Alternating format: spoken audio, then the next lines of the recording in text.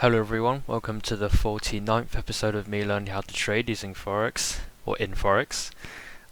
So in the last video we went through A-book traders, basically finding out that they make a separate trade with a liquidity provider, copying the exact trade that retail traders do to offset their losses. So basically they end up with a total profit loss of 0. And now we're currently on the lesson of how A-book brokers make money. So let's get started. A-book brokers make money.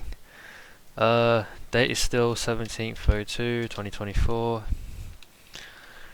So not sure you noticed in the previous two examples in the previous lesson, but the A-book broker did not make any money. The examples were shown this way to keep the focus on how the broker offloaded its market risk. So how do A-book brokers make money?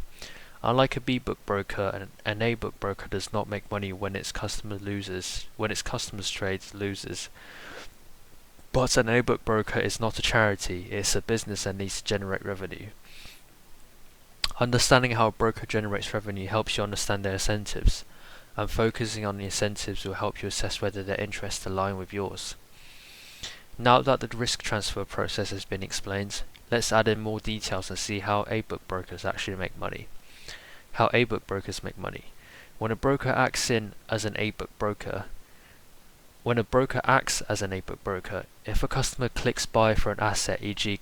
currency pair, it immediately sells the asset to the customer, either at the same price that it receives from its liquidity provider with a commission, or with a markup, no commission, and then immediately buys the currency pair from the liquidity provider for its own accounts and records that transaction in its own trading books. If your broker is not taking any risk on the trade, there are two primary ways for an A-book broker to make money. One, commission spread markup.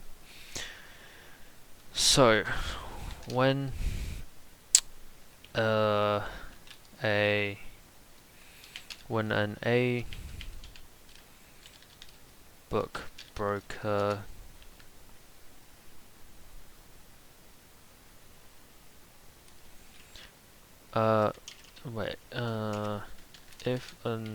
if a customer buys from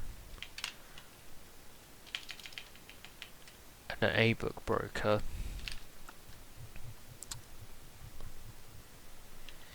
it immediately sells the asset to the customer either at the same price that it receives from the liquidity provider,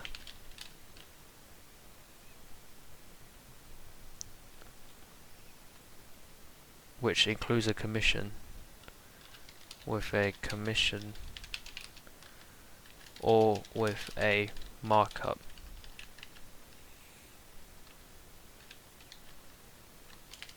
With no commission.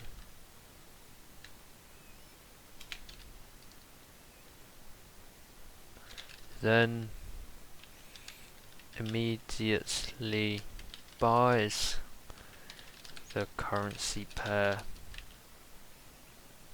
or buys the asset from the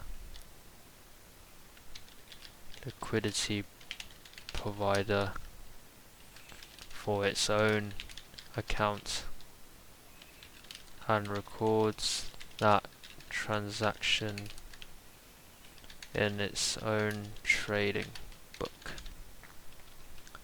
So, just to read that again, immediately sells the assets to the customer either at the same price that it receives from its liquidity provider, but including a commission fee, or with a markup with no commission, and then immediately sells the assets to the customer, and then immediately buys the currency pair from the liquidity provider for its own account and records that transaction in its own trading book. So you can see that copies the same thing as the customers did with the liquidity provider. If your broker is not taking any risk on the trades, there are two primary ways for an A-book broker to make money: commission, spread, markup. Two ways for a book broker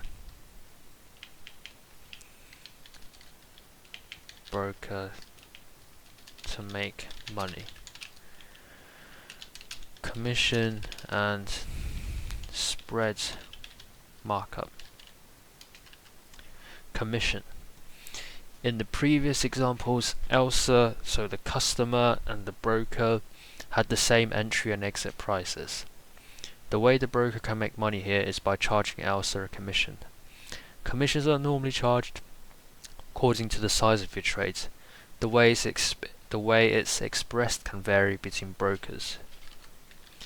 So commission is normally charged according to the size of your trade. The ways it's expressed can vary between the brokers. It can be charged per lot, per million USD, or as a percentage of the trading volume. For example, a broker may charge you $60 per mil or $6 per trade per standard lot. Depending on the broker, discounted commissions may be offered based on your trading volume. The more you trade, the bigger your discount. For example, if you trade over 100 mil volume per month, instead of paying $60 per 1 mil, you might receive a 33% discount, and your commission will be reduced to $40 per 1 mil. Spread markup. Spread markup. The other way an A-book trader can make money is by applying price markup, or marking up the spread. This is where a broker adds an extra amount of pricing for its customers. Extra amount to the pricing to the customers is adding an extra amount to the pricing for its customers. The broker makes money because the prices it trades with its liquidity providers are better than the prices it trades with the customers. The markup is the difference between the prices shown to the clients and the prices taken from the liquidity providers. This markup is similar to buying food at your grocery store. The store pays wholesale prices and charges you a retail price. The price difference between the two prices is the markup. This is how the grocery store makes money in exchange for providing you for service, access to food. Otherwise, it would make no profit and be out of business.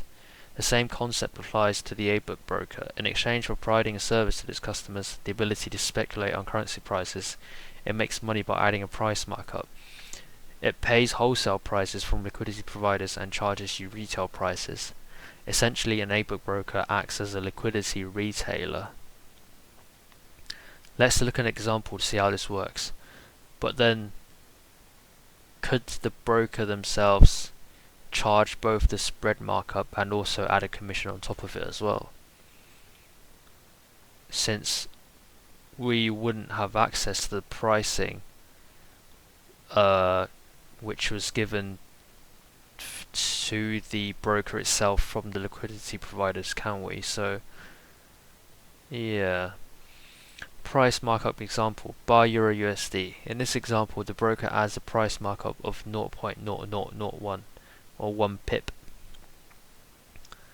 So Elsa buys 3 mil Euro USD at 1.2001 from the broker, as opposed to the 1.200 last time we saw. So sell at 1.201. But the broker still buys it at the same price of 1.200 from the liquidity provider.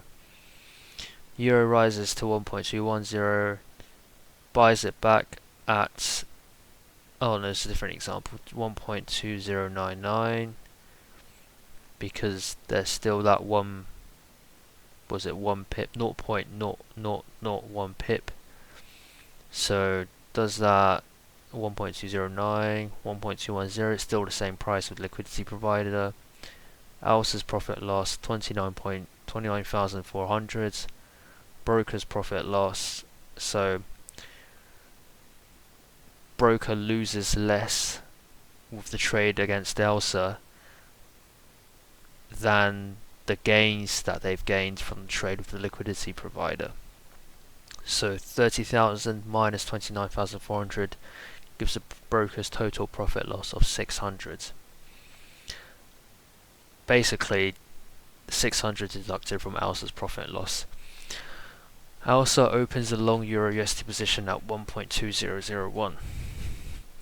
Her position size is 3 million units or 30 standard lots. This means a 1 pip move equals $300.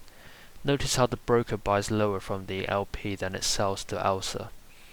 It bought Euro USD at 1.200 from the LP but sold Euro USD to Elsa at 1.2001.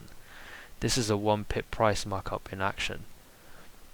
When Elsa exits a trade, a price markup also occurs. Notice how the broker sells higher to the liquidity provider than it buys from Elsa.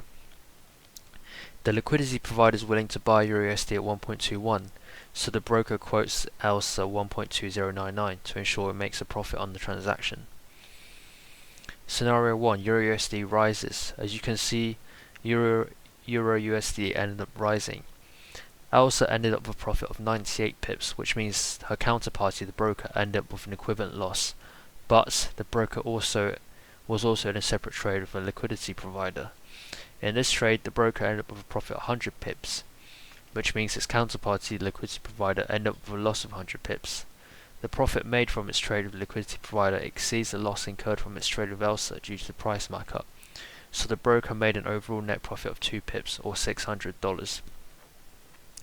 Notice when Elsa won here, the broker did not lose. Because the broker transferred the market risk to the liquidity provider, it avoided a loss when Elsa's trade won. Let's see what happens if Euro USD falls instead and Elsa ends up with a losing trade. So still at 1.201, Elsa's profit and loss is minus 90,600. Broker's total profit loss still the same, so $600. So the broker basically never loses. They would always, the most it can gain is nothing. Wait, the most it can lose is nothing, because it can always cancel its trade out and have zero profit or loss.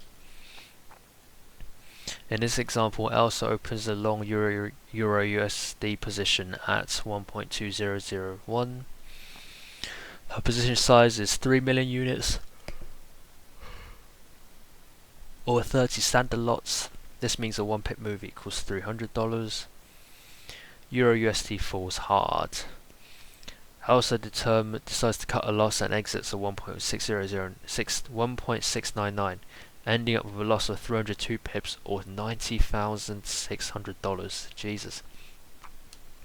Since the broker is a counterparty, this means the broker ended up with an equivalent gain. But the broker was also in a separate trade with the liquidity provider. In this trade, the broker ended up with a loss of 300 pips, which means his counterparty, the liquidity provider, ended up with a gain of 300 pips. The profit made from its trade with Elsa exceeds the loss incurred from the trade with the liquidity provider, so the broker still made an overall net profit of 2 pips or 600. Notice how the broker's profit and loss end up being the same regardless whether Euro USD went up or down. Because the broker transferred the market risk to the liquidity provider, it missed out on the 302 pips it would have gained if it had just internalized the risk. But that's the trade-off for hedging. When a trade is A-booked, the advantage to a broker is that it's no longer exposed to potential losses due to price movements. But the disadvantage is that it's also no longer exposed to potential gains due to price movements. The broker's revenue strictly comes from price markups. As you've just learned, since the A-book broker does not take any risk on the trades, they make money by marking up the spread or charging a commission. This business model removes any potential conflicts of interest since the broker would earn the same amount of money regardless whether its customers win or lose. The broker makes money regardless of how the market moves. Of course, this all assumes that the A-book broker has the back-end technology to act quickly and without errors when hedging customers' orders. How A-book brokers make money. Here's a simplified model of how an A-book broker makes money. Spread markup example. let's look at a simple example of how to calculate a spread markup. On average, a raw institutional spread on Euro USD is around 0.1 pip, and this is paid by the A-book broker. There's also an A-book volume fee that needs to be added to the broker's costs. For Euro USD, it's around $2 per lot, and that equals 0.2 pip. Let's add these up. So 0.1 pip plus 0.2 pip, that's 0.3 pips. Since the average spread in the retail market for the Euro USD varies from 1 to 1.5 pip, and the A-book broker's institutional cost equals 0.3 pip, adding a 1 pip markup will set the final retail spread to at 1.3 pips. This equates to 13 USD per standard lot, or $1.3 US per mini lot, or 13 cents per micro lot. So for every standard lot, the broker will make $10. So liquidity provider, raw spread. So liquidity provider makes 0.1 Euro USD profits. Trading platforms A-book volume fee, they make 0.2, or they charge a fee of 0.2. Brokers markup, they add an extra 1 markup. Retail spread, that's for us to give to the retail traders, 1.3. Retail spread, convert that into dollars, 13. Income on each pip, on each lot, pips 1 pip. Income on each lot, US dollars, that's $10. A-book transaction fee 0.3. For every mini lot, the broker will make $1. So standard lot, this is a mini lot, $1. For every micro lot, the broker will make 10 cents. As you can see, an A-book broker barely makes money offering mini lots, only making about $1 per mini lot, which is 10,000 units. But the money is even punier when offering micro lots, where the broker only makes 10 cents. Now you can see how difficult it is to operate as a strictly A-book broker if you have customers who trade small position sizes. Here's how the broker's income will look like with a growing number of customers compared to different amount of mini lots. 10,000 units traded, so a mini lot makes $1. The number below shows the broker's income after paying the institutional spread and transaction fees. Monthly A-book revenue example. Based on the numbers above, here's what an A-book would make per month if its customers traded mini lots. So if it has 5 customers, number of mini lots trade, number of customers. Oh wait, if it has 100 customers and the customers traded 5 mini lots per month, it would make $500 per month. If it has 100, if it makes 30 mini lots, 3,000, 10,000 customers, it make 50,000. Right, yearly A-book revenue, and this is monthly per month. So there's a potential of 300,000 per month it could make, at a minimum of, well, not a minimum, because 100 customers isn't always the minimum, is it? So yeah, let's yearly A-book revenue example. Based on the numbers above, here's what an A-book would make after 12 months if the customers traded mini lots.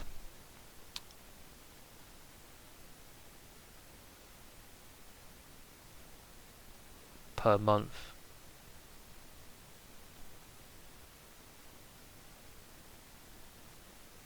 Per month, so after 12 months, surely that would be 5,000 times by 12. That's not 12, is it?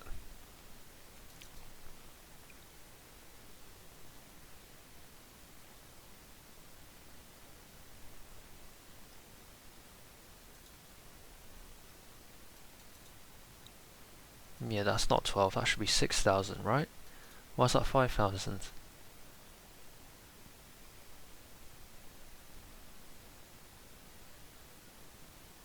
Okay. As you can see, it's hard for A-book brokers to make money unless they have a lot of customers who trade frequently, preferably at large sizes. A-book brokers are motivated to have profitable traders because profitable traders tend to increase either the trading size and or volume, which means more revenue for the broker. Advocates of A-book brokers argue that the A-book execution model is better for customers versus B-book, since the broker is not directly profiting from customers losing money on the trade. This means that brokers' interests are more aligned with their customers. But the A-book execution model also comes with its own challenges.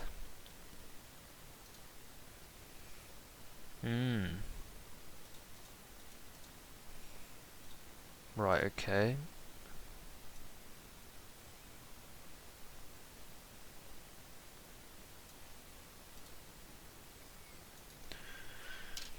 So A-book brokers make money regardless of how the market moves.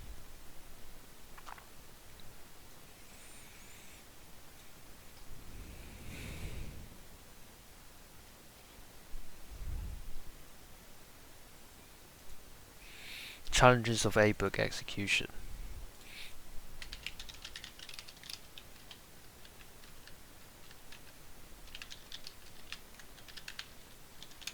Execution 17/02/2024.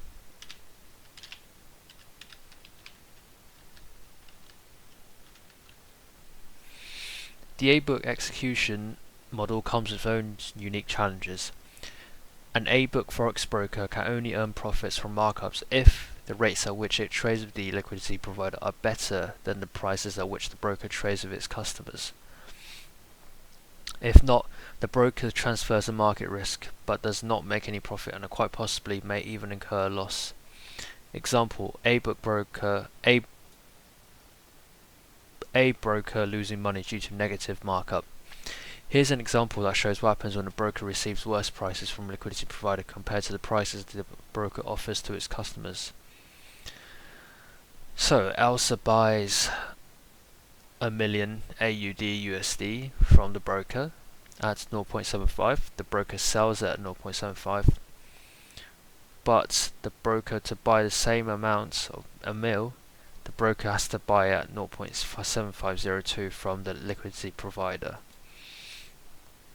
AUD USD rises. Elsa sells it back at 0.7550. Broker buys at 0.7550. The broker sells it at 0.7548. Liquidity provider buys it back. So Elsa gains 5,000. Broker's profit loss versus Elsa. Broker loses 5,000. The broker profit loss versus liquidity provider gains only 4,600. So broker's total profit loss is minus 400. And the liquidity provider loses 4,600. Elsa opens the long AUD USD position at 0.75. Her position size is 1 million units or 10 standard lots. This means a 1 pip move equals $100. Immediately after, the broker offloads the risk by opening a long position with a liquidity provider at 0.7502. Notice how the buy price provided by the broker to the Elsa is better than the buy price provided by the liquidity provider to the broker. It's better because you can buy it at a lower price, so 0.7500 is lower than 0.7502. The broker is providing better rates to Elsa than it's receiving from the liquidity provider. From the broker's perspective, that is not good.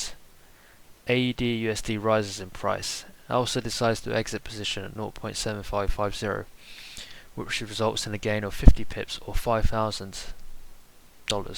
The broker also exits its position with the liquidity provider at 0.7548. The broker's sell price to Elsa is better than the LP's liquidity provider's sell price to the broker, because the broker is...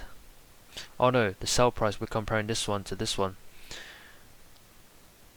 No, wait, selling to that. So the broker is selling at 0.7548, whereas to the liquidity provider, whereas Elsa's selling at 0.750. So Elsa is selling it higher compared to the broker selling it to the liquidity provider.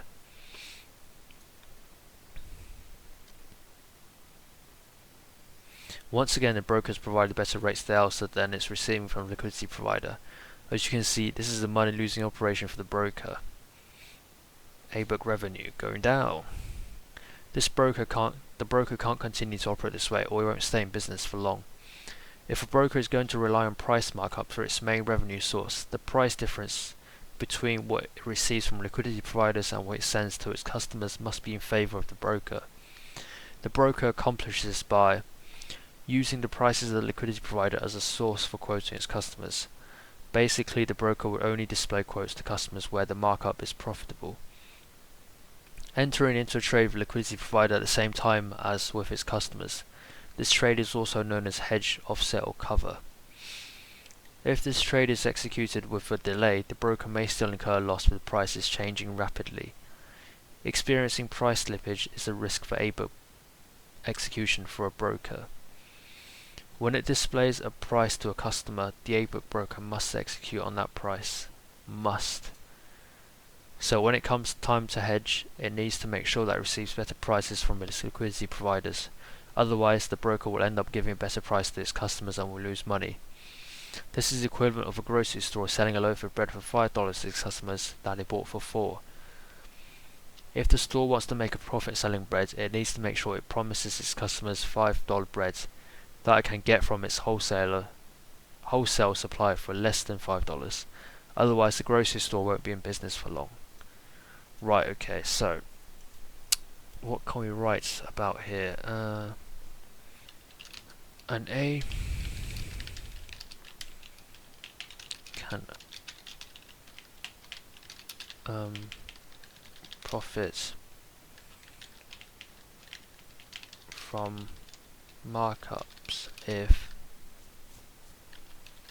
the rates at which it trades with the liquidity provider are better than the prices at which the broker trades with its customers.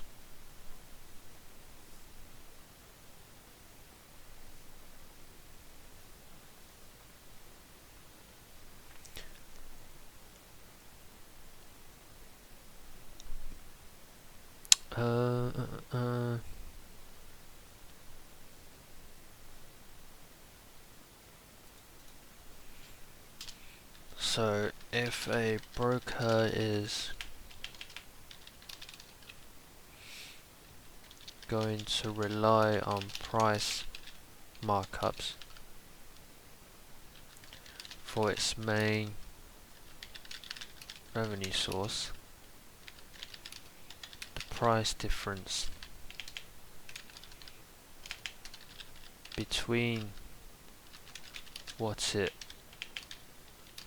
receives from liquidity providers and what it sends to its customers must be in favor of the broker.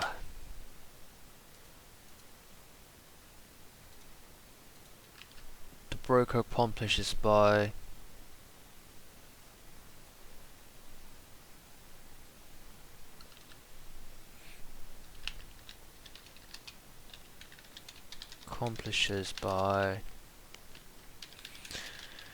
using the price of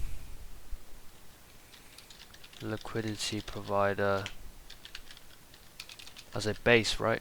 As the source for quoting its customers. Basically, the broker will only display quotes to customers where the markup is profitable. Broker will only display quotes to the customer where the markup is profitable.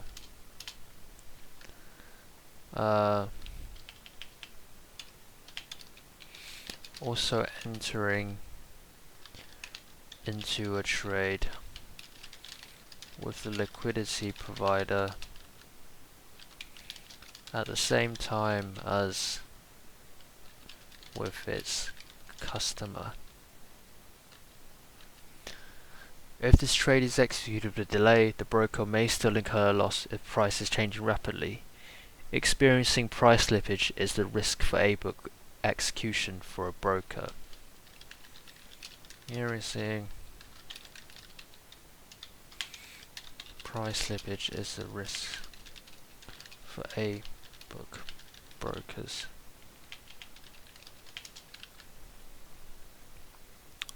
When it displays a price to a customer, the A-book broker must execute on that price. So when it comes time to hedge, it needs to make sure it receives better prices from its liquidity providers. Yep.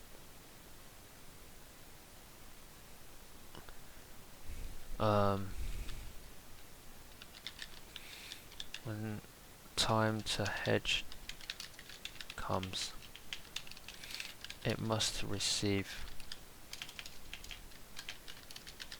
better prices from its liquidity providers.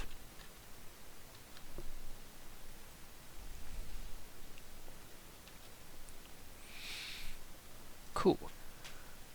STP execution, how Forex brokers manage their risk.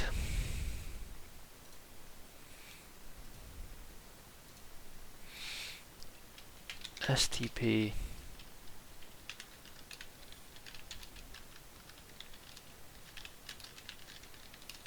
manage their risk. 1702 to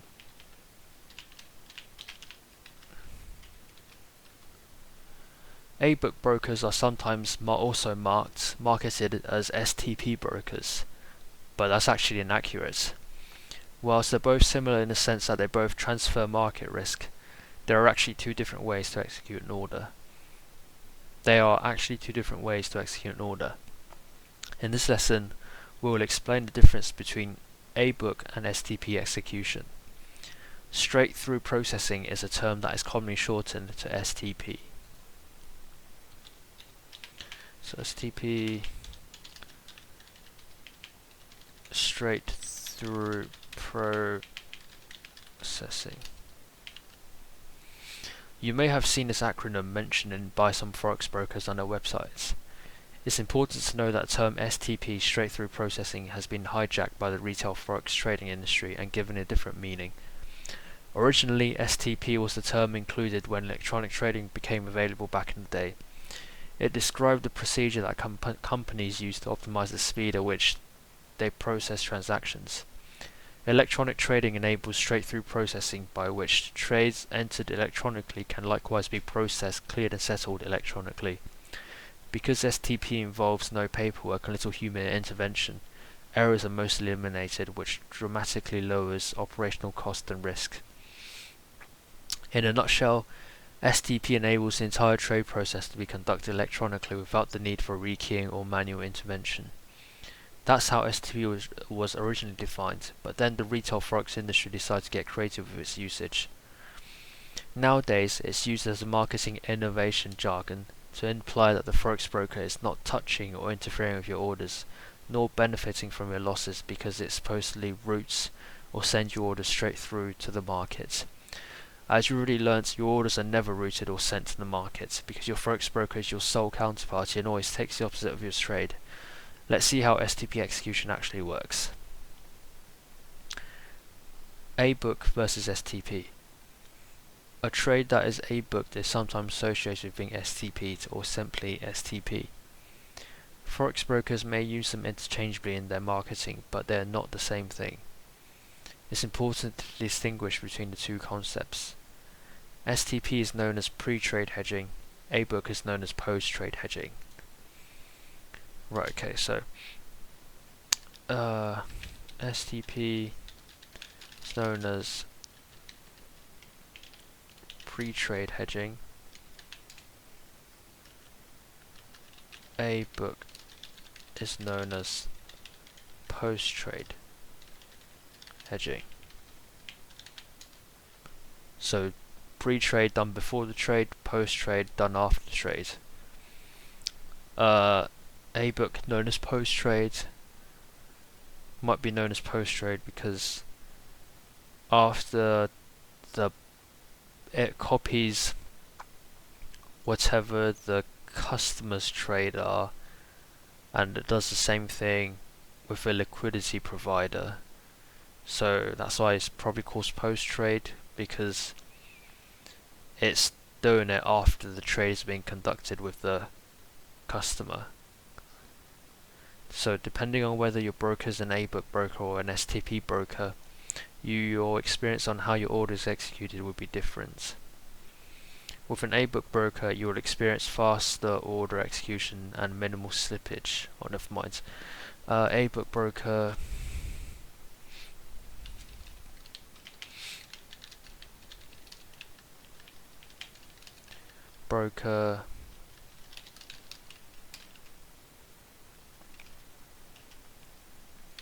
You will experience faster order execution and minimal slippage.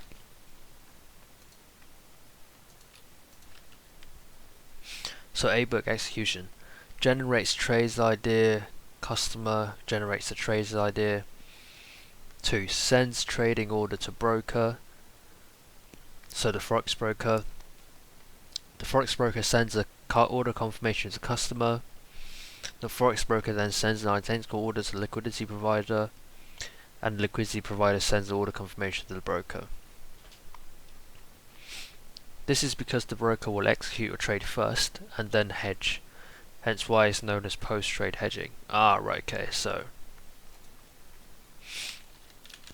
executes your trade first, then hedge. With an STP broker, this is actually really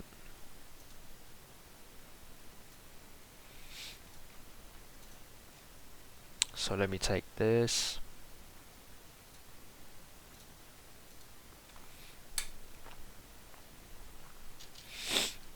So this is an A-book.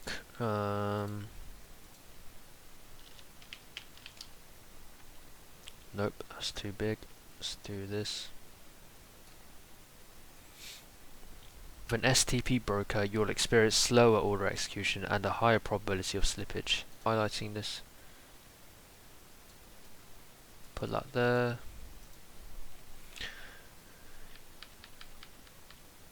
Known as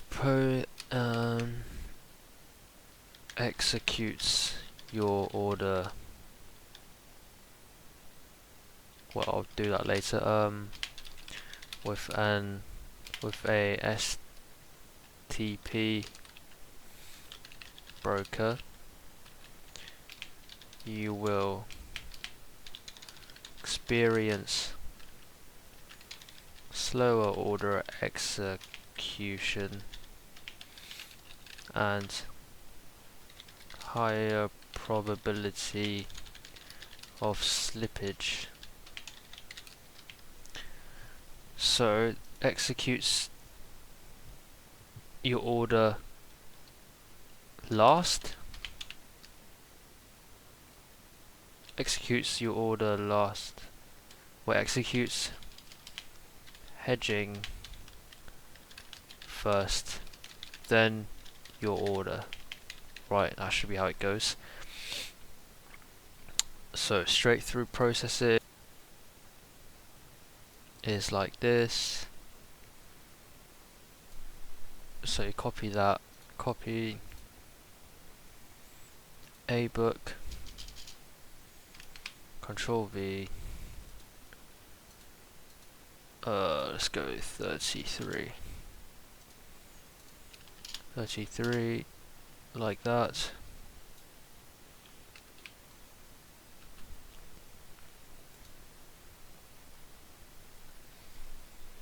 This is because the broker will make sure to lock in its matching order with the liquidity provider first and then execute your order. Right, okay, so executes hedging first, then your order.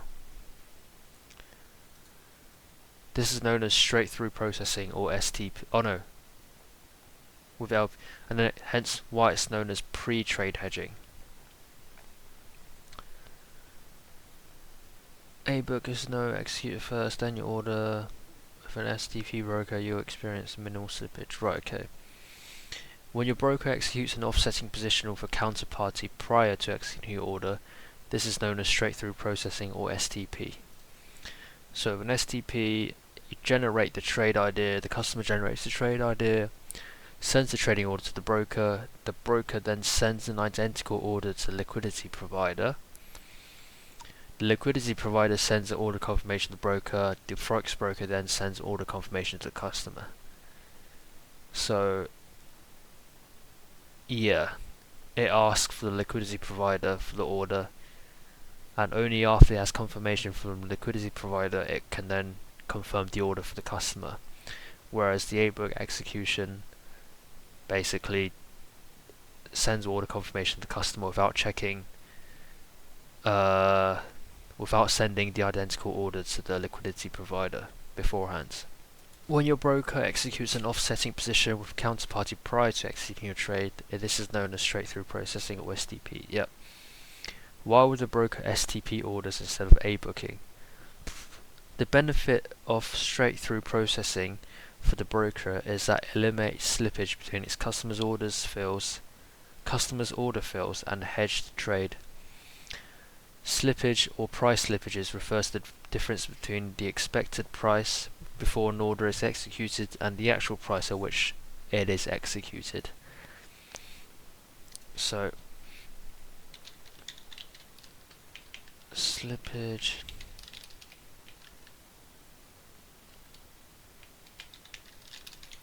is the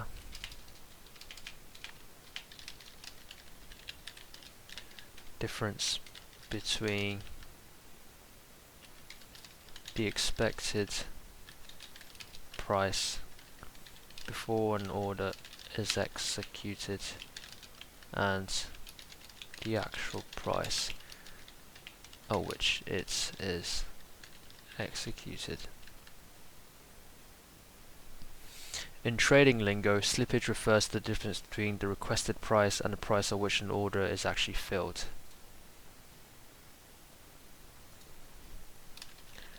Requested price and the actual price. Fill price.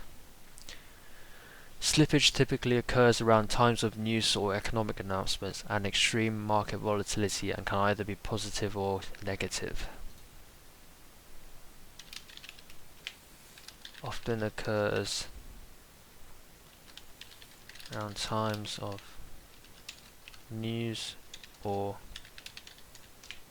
economic announcements and extreme market volatility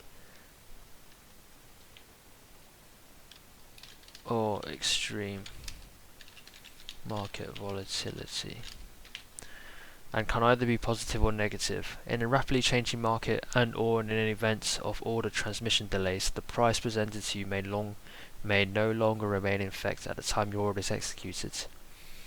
This difference between the two prices is what's commonly referred to as slippage. If slippage occurs, your broker does not requote a price to you. Rather, your order will be executed at the prevailing price at the time the order is received, regardless of the direction in which the market has moved. Your broker does not requote a price to you.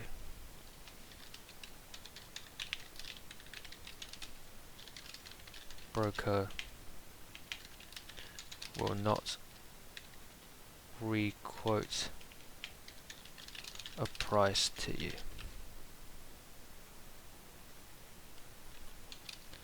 Your order will be executed at the prevailing price at the time the order is received, regardless of the direction in which the market has moved. Slippage is symmetrical. This means that experiencing price slippage is just as likely to be in your advantage or to your disadvantage. In order to prevent the order execution price from slipping too far from your intended price, most brokers allow you to include bounds with your market or entry order. In that case, your order will not be executed if the price at the time your order is received falls outside of the specific bounds. For example, if the broker is quoting you to buy ask price of EURUSD at 1.1, it wants to make sure it's able to buy EURUSD at a lower price with an LP, say 1.0999. STP allows the broker to ensure that it is able to secure this price before it confirms its order with you. Otherwise, if it doesn't, it might lose money on the hedge trade. But while the possibility of slippage for the broker is eliminated, the possibility of slippage for you, the customer, is increased. If the price that was confirmed with liquidity provider is different from the one you sent, this is the price that your order will execute, which may be better positive slippage or worse negative slippage than what you had expected. Execution speed is slower because before the broker can confirm your trade, it first must receive confirmation from its liquidity provider regarding its trade. During this process, it's possible that the price may have moved and the price confirmed between the broker and liquidity provider may have changed. If it has, this is the price that your trade with your broker will be executed. This is what causes slippage. When an STP broker accepts a customer's order, the broker is considered to be working that order, which indicates a willingness to attempt but not commit to enter into the trade at the price requested by the customer. Here's a comparison of different types of order execution. So A book, straight through. B book, there's no liquidity provider, it's only between themselves. Riskless cap principle. When a trade is executed via STP, this type of transaction is known as a riskless principal or matched principles transaction. So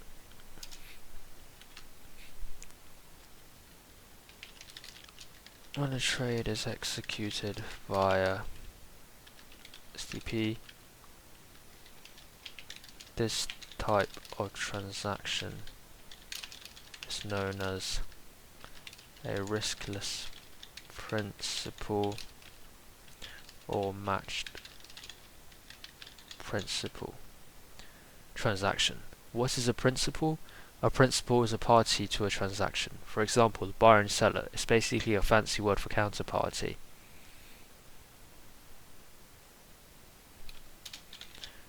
Principal means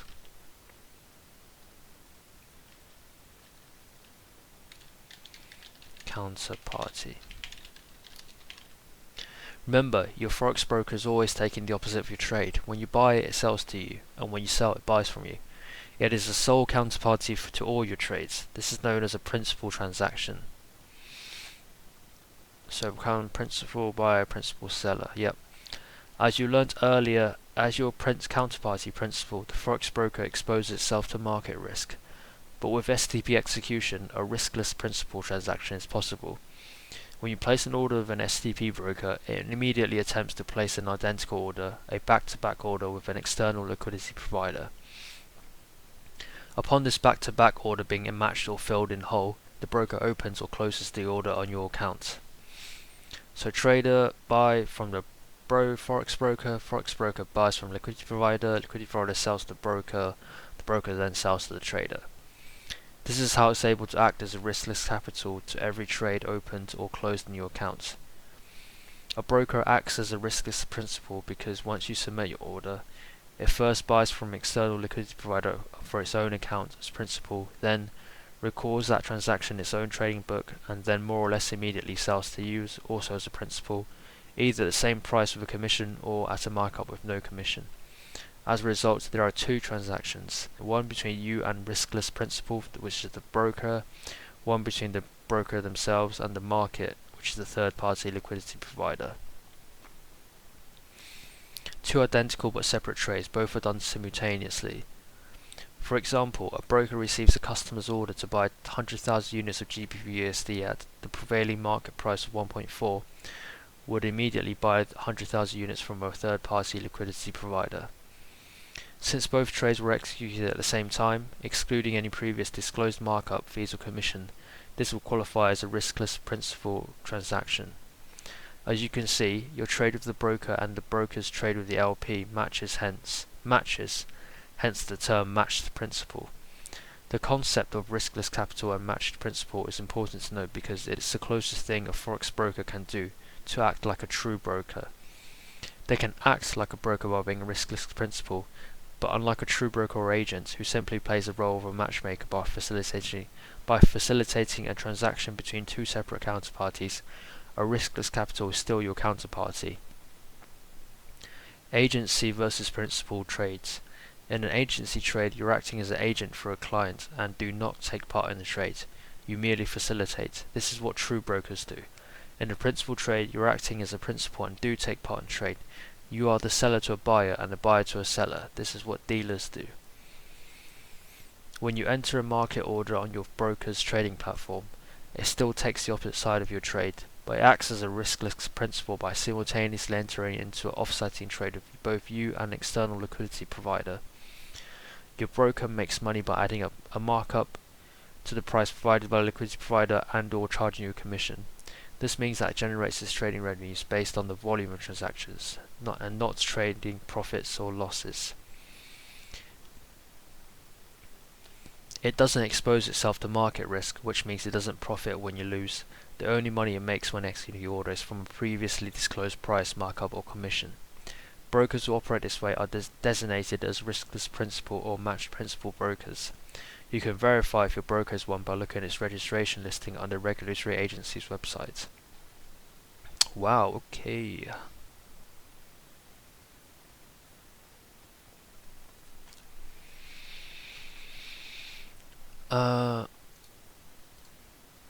So let's include this in.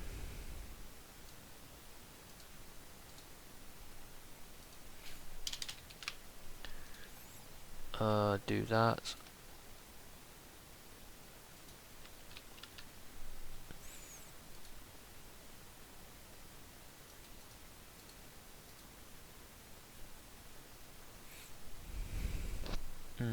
Volume.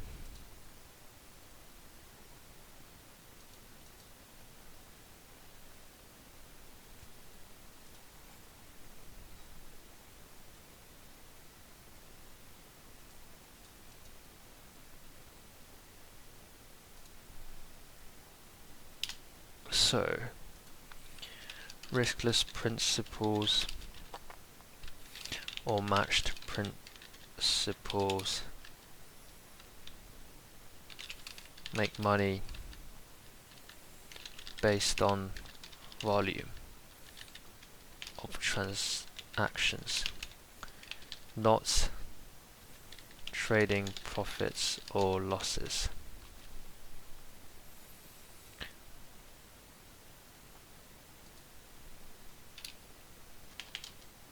Can verify your broker is a riskless principal or matched principal by looking at its registration listing on their regulatory agency's website.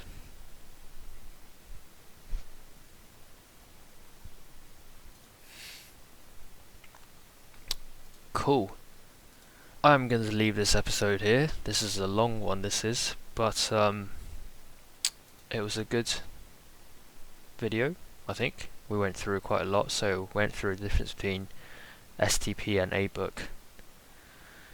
Brokers, yeah, that was a lot of reading involved. So in the next video we're going to be doing internalization, how Forex brokers aggregate orders and hedge residual risks. So thank you guys for watching this video, and I'll see you guys in the next one. Peace.